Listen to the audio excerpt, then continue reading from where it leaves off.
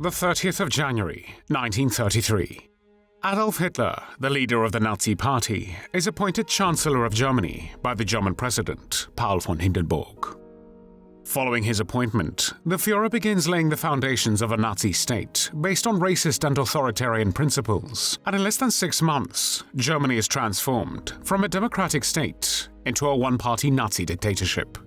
Nazism, as a totalitarian ideology, tries to penetrate, dominate, and control all spheres of human life, promoting the myth that the state is creating a national community open to all Aryan Germans, regardless of class, region, or religion. However, Jews, blacks, and Roma people are excluded from this new community as racial outsiders. Authority in government, the party, economy, and family flows downward from Hitler and is to be obeyed unquestioningly by the community of obedient Germans. Christmas must not be an exception to these totalitarian efforts. In December 1921, Adolf Hitler gave a Christmas speech to his party members and sympathizers in Munich. In a raised, aggressive voice, with spittle uncontrollably bursting from his mouth, he declared that the cowardly Jews have crucified the savior of the world to the cross. Approximately 4,000 sympathizers who were present applauded hysterically and shouted in agreement. Hitler promised them he would not rest until he has put all the Jews in the ground. Later, when the electrifying atmosphere of Hitler's speech had worn off, the attendees sang Christmas carols around the Christmas tree, and the poorer members of the Nazi Party from the ranks of the working class were given charity gifts. Nazism, as a totalitarian ideology, tried to penetrate, dominate, and control all spheres of human life. It wanted to reshape the Germans' thinking, the world of values and mentality, and create what they called Volksgemeinschaft, a single obedient national bloc of all Germans. After the Nazi Party came into power in January 1933, Nazi ideologists and propagandists almost immediately proceeded to Nazify Christmas. It was the most popular holiday in Christian Germany, and thus had considerable propaganda potential.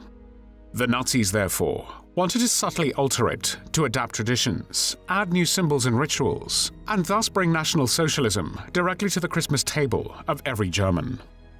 Nazi ideologist Hannes Kremer wrote of the necessity to create new customs for a new political worldview and its ideals, because celebrating Christmas based on events that people today do not understand does not benefit us, but harm us. It inspires distrust of our goals, instead of the certainty that we can lead the nation spiritually as well. He was aware that Christmas could be a dangerous weapon. He warned that we must be careful because it works, and if it does not work according to our will and ideals, it can easily work without us, and even against us. The fact that Jesus was a Jew was both a problem and a provocation for the Nazis. Christmas did not fit into their racist worldview, and Christ had to disappear. Therefore, the cornerstone of their entire effort was to redefine Christmas as an old Germanic pagan holiday. Party ideologists wrote about the Catholic Church's conspiracy, about how it had been trying all along to manipulate everyone and present what were really old Germanic traditions as its holiday. After the fall of the Eastern Bloc, the Nazi Christmas Guide was found in an archive in Dresden with precise instructions on celebrating Christmas and decorating the tree. The 20-page leaflet for the Nazi Party members was published in November 1937 by the Saxon branch of the party. It prided itself on promoting Saxon Germanic culture as a representative of pure, true Germanness. This pamphlet was never to be published, and it was only for the internal use of the party members. They were then to disseminate the fundamental ideals from it further in the form of education. According to the handbook, Christmas Eve had nothing to do with Jesus Christ. It was the winter solstice holiday, the Nordic Yule, or Jule, also known as Midwinter or Albanathuan. Yule was the darkest day of the year, but after it, the days began to get longer and longer. It was the sacred night when the sun was reborn. Moreover, Christmas had nothing to do with the Weihnachtsmann, the big fat bearded gentleman who brought presents. The Catholic Church stole that one too, according to the Nazis.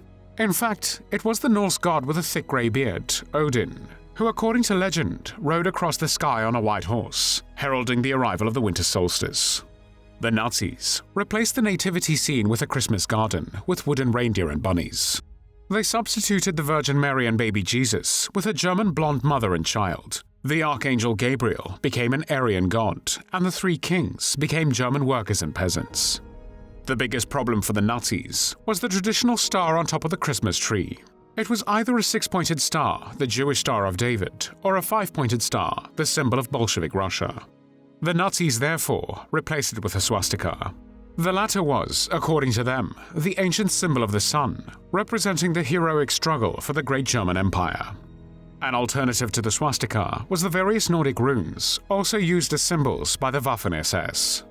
Nazi propaganda always put a lot of emphasis on songs. The Nazis reworked the notorious Silent Night, Holy Night, Stille Nacht, Heilige Nacht, and removed all hints of God, Christ, and religion from the lyrics. Later, they even tried to insert the Führer into the song. Instead of the coming of Christ the Savior, the Führer the Savior was to come. This absurdity, however, was too much even for the otherwise well-handled German people by propaganda. They therefore postponed it until later. Fortunately, that time never came.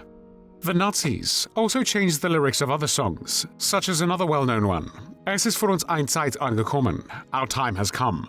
But by far the most preferred song was Hohe Nacht, der klaren Sterne, Exalted Night of the Clear Stars by Hans Baumann, who wrote it in 1936 when he was 22 years old. Instead of Christian themes, the text was full of Nazi racial theories about the superiority of Germans. The Nazi Party leadership even decided to include it in directives for the Christmas celebrations of the Hitler Youth, the SA, the SS, and, for example, the National Socialist Teachers League. This carol was reprinted in Nazi songbooks, broadcast in radio programs, performed at countless public celebrations, and sung at home.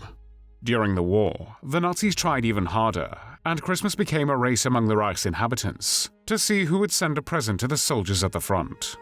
The Nazis hailed the war as a cleansing of the nation, and Christmas was to be spent by the German family, remembering those who had sacrificed themselves for the nation. Christmas, however, was not meant to be a holiday for everyone. It belonged only to those with true German blood, and especially to the soldiers who had fought for the greatness of the Reich. As early as December 1939, Wilhelm Beilstein, an otherwise almost insignificant Nazi ideologist, explained it, "When we celebrate Christmas, we include in the circle of the family all those who have German blood and who have affirmed their German ethnicity, all those who came before us and who will come after us, all those whom fate has not allowed living within the borders of the Reich, all those who are doing their duty abroad." The war touched the celebration of Christmas in other ways as well. On the orders of Heinrich Himmler, the head of the SS, the prisoners of the Dachau concentration camp had to make unique Christmas lanterns, the so-called Yule lanterns, and these were given to some SS members as a reward for their loyalty. Whether consciously or not, they spent Christmas with their families by the light of the lanterns, which had been made by the slave labor of people who may no longer even have been among the living. At the end of the war, the Nazis tried to recast Christmas as a celebration of those killed in battle. Women were a crucial part of Nazi ideology, and therefore of Christmas as well. In the Nazi conception, women, or even better mothers, the birth givers of the new Aryan warriors, were an essential part of the new racist German Empire. All the tasks that propaganda ascribed to them as their duty, such as cooking Christmas meals, decorating the tree, wrapping presents, organizing family gatherings and so on, were also portrayed as sentimental ideals of Nordic or Aryan nationalism. A proper Aryan woman was supposed to sit at home, take care of the household, and give birth to new warriors for the front. And the more, the better. At Christmas, women and children were supposed to bake cakes in the shape of SS runes or swastikas, and bring the spirit of the German home back to reality. Propagandists called them priestesses and keepers of the home and hearth. The tradition of lighting candles on the tree was transformed into pagan demonic magic. At the end of the war, in 1944, at a time when the Germans had almost 5 million dead and missing, and there was nothing to celebrate, the most fanatical ideologists tried to rework Christmas into a massive celebration of those who had fallen in battle. But these efforts went entirely unnoticed among a public preoccupied with a completely different set of problems. We will never know how many German families willingly accepted the efforts of the Nazi propagandists and decorated their trees with swastikas and sang racist Christmas carols at home. However, there are records of the Nazi SS, Security Service SD, which speak of the reluctance of a part of the population to such radical interventions in family traditions. Similarly, it is possible to trace a report by the National Socialist Women's League, which speaks directly of a split in the membership over a new form of Christmas celebration. According to some women, the propagandists pushed for these changes too hard and wanted them very quickly, and they did not like that. Similarly, a section of the church, both Catholic and Protestant, opposed the Nazis and refused to allow them to mutilate one of the most important Christian holidays. The priests often urged Germans not to join Nazi organizations, not to succumb to the propaganda, and not to celebrate Nazi Christmas. Even the priests had not been able to reverse this development. The new Nazi holidays were celebrated above all the family, which seemed harmless to many. That they also celebrated racial purity at the same time, and that Christmas was only for Aryans, many did not see, or did not want to see. It should also be noted that the more significant part of the population seemed, according to the SD reports, to have quickly identified with the new traditions, and the Nazi Secret Service reported on the popularity of the new holidays. It is, of course, questionable how the Nazi Secret Service arrived at their findings, and whether ordinary people told them the truth when they were being interviewed. It was often known, or at least suspected, who the informer was. The Nazis, also through Christmas, tried to enter the private lives of the German people and take control of them. Even a banal thing, like singing Christmas carols and baking Christmas cakes, could express resistance and threaten the regime, which was something the Nazis could not afford. Any expression of freedom had to disappear. Interestingly, the Nazi-altered lyrics of some of the songs were still in use long after the war, especially in the communist East Germany, where efforts to de-Christianize Christmas continued even after the fall of Nazism. Christianity and a Christian Christmas were not even compatible with communism. Communist ideologists even made an enormous effort to replace the birth of Jesus with the birth of Stalin, who was born on the 18th of December. Some of these Nazi-promoted and adapted songs are still sung in this version in Germany today. For example, the aforementioned Our Time Has Come. Despite Nazi attempts to take over Christmas traditions, only one tradition survived the end of the Third Reich. The most famous Nazi carol, Exalted Night of the Clear Stars. It was still sung by some families, at least through the 1950s, and is sung as part of some public performances, even today.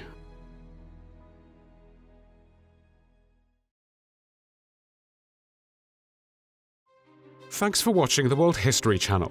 Be sure to like and subscribe, and click the bell notification icon so you don't miss our next episodes.